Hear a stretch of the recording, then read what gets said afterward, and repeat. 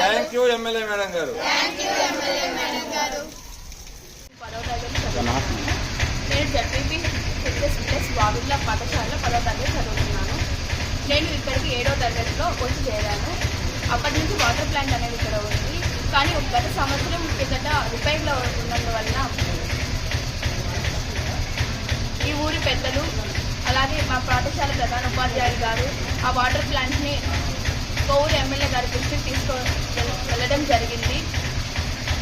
వారి సహృదయంతో మళ్ళీ ఈరోజు మాకు ఆర్ఓ ప్లాంట్ని రిపేర్ చేసి వాడుకలోకి పెట్టారు.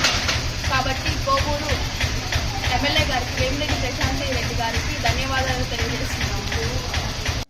నా పేరు శ్రీనికిత. నేను జడ్పీపీహెచ్ఎస్ వావిళ్ళలో 10వ తరగతి చదువుతున్నాను. నేను ఈ పాఠశాలలో 6వ తరగతి నుంచి చదువుతున్నాను.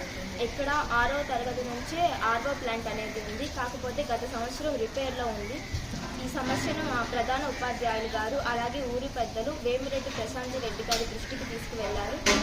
వారి సహృదయంతో ఆర్ఓ ప్లాంట్ అనేది రిపేర్ చేయించారు. ఈ రోజు నుంచి ఇది వాడుకలోకి వచ్చింది.